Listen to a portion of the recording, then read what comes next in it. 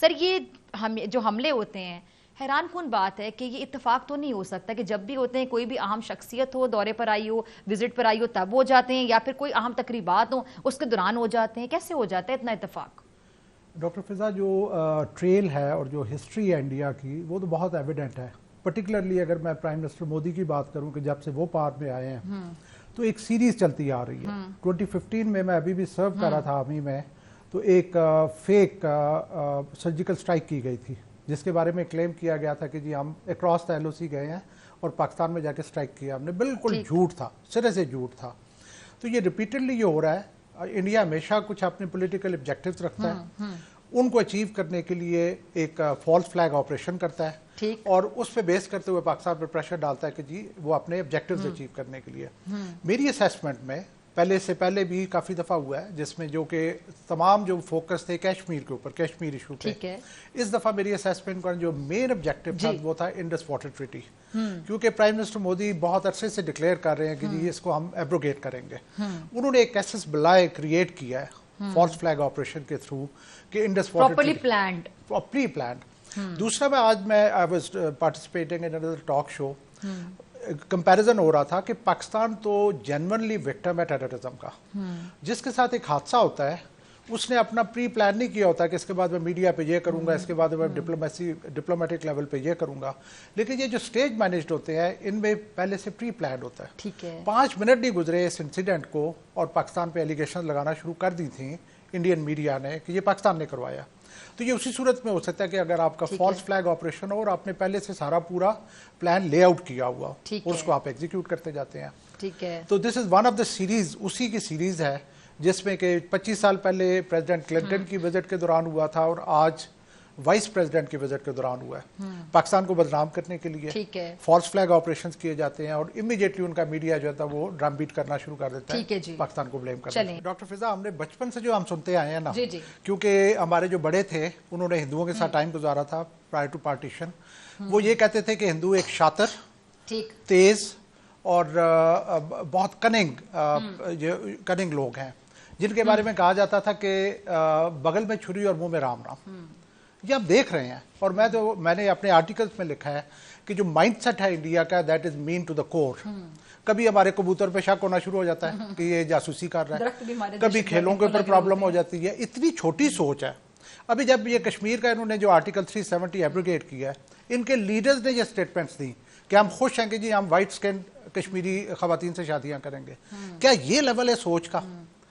اب یہ دیکھیں کتنی لو لیول کی سوچ ہے کہ آپ اس طرح کا کام کر رہے ہیں اور اس پہ آپ کی لیڈر. سوچ کے ساتھ ایک اور بات ذرا ایڈ کر لیں کہ جو ایک کچھ عرصہ پہلے اقوام متحدہ کے ایک نمائندہ پھوٹ کر رونے لگا تھا رپورٹ پڑھتے ہوئے کہ کتنی بھارتی خواتین کے ریپ ہوئے ہیں اور انڈین فوجیوں نے ان کی سنا نے کیے, اور اس میں کم سے کم جو عمر بتائی گئی وہ کتنی تھی وہ میں یا مینشن بھی نہیں کر سکتی, اور جو زیادہ عمر بتائی گئی 80 سال کی خاتون کا ریپ ہوا اور بھارتی سنا اس میں انوالو تھی. نیرج بھی اس بات کو بینگ اے جرنلسٹ, ایک اچھے جرنلسٹ کے طور پہ یہاں پہ ڈس ایگری نہیں کر سکتے, ڈینائی نہیں کر سکتے. جی جنرل صاحب. اس کے علاوہ دیکھیں کہ انڈین آرمی نے فالس فلیگ آپریشنز کی ہوئے ہیں صرف ایوارڈز لینے کے لیے.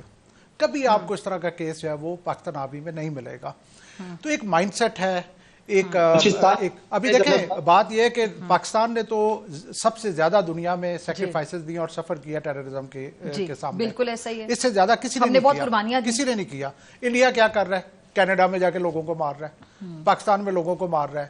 تو یہ کیا مطلب ہے؟ یہ از اٹ سویلائزڈ بیہیویئر؟ ان کے انٹیریئر منسٹر نے کل جو ہے وہ سوشل میڈیا پہ اسٹیٹمنٹ دی کہ جی سویلائزڈ نہیں ہے. انڈیا میں کون سی سویلٹی ہے؟ The most dangerous capital of the world is Delhi, as far as the rape incident, that is even known as the rape capital of the world. کون سی سویلٹی کی بات کر رہے ہیں؟ 2005 میں اس ڈیلیگیشن کا حصہ تھا جس میں خورشید قصیری صاحب تھے, جنرل مشرف کے میں سٹاف پہ تھا. ہم لوگ انڈیا گئے اور وہ سیاہی والا واقعہ پیش آیا تھا کہ کیا واقعہ تھا. ہم نے بہت کچھ دیکھا. وہ انڈیا میں پڑھائے گا کہ کتاب کی تقریب رونمائی تھی نا, اگر میں غلط نہیں ہوں. انڈیا میں پڑھائے گا کہ سویلٹی کیا ہے. ایک بات میں کہنا چاہوں گا کہ انڈیا کو بیماری ہے بڑی بڑی باتیں کرنے کی, اور پوٹینشیل اتنا نہیں ہے جتنی باتیں ہوتی ہیں. 2019 میں ہم نے پروو کر دیا. ہم نے جب منہ کی ماری تو پھر انڈیا کو سمجھ آئی کہ ہم اتنے بھی بڑے نہیں ہیں جتنے ہم سمجھتے ہیں اپنے آپ کو. اس دفعہ پچھلی دفعہ اگر ہم نے جہاز گرایا تھا, اس دفعہ میری خواہش ہے کہ ان کا ایئر کرافٹ کیریئر ڈوبے. پھر ان کو عقل آئے گی کہ یہ کتنے بڑے ہیں. میں یہاں پہ دو ڈپلومیٹس کو کوٹ کرنا چاہوں گا. ایک پاکستانی ڈپلومیٹ ریاض کھوکھر صاحب, اللہ تعالیٰ ان کو جنت نصیب کرے, انہوں نے کہا تھا کہ انڈیا بڑا ہے لیکن انڈیا گریٹ نہیں ہے. گریٹ ہونے کے لیے آپ کا دل بڑا ہوتا ہے. سیکنڈ, انڈیا کے ڈپلومیٹ راجیش شکری صاحب, راجیش شکری, جن کا یہ کہنا ہے کہ India suffers from image of ugly brother, big brother. They are boring, condescending and overbearing toward their neighbours. کون سا ایسا ملک ہے جس کے ساتھ انڈیا کے جو ہے نا وہ امن اور سکون ہے؟ میں نیرج کو یہ کہنا چاہوں گا کہ South Asia on the whole least integrated, most conflict prone, most impoverished region ہے دنیا کا. اس کی کیا وجہ ہے؟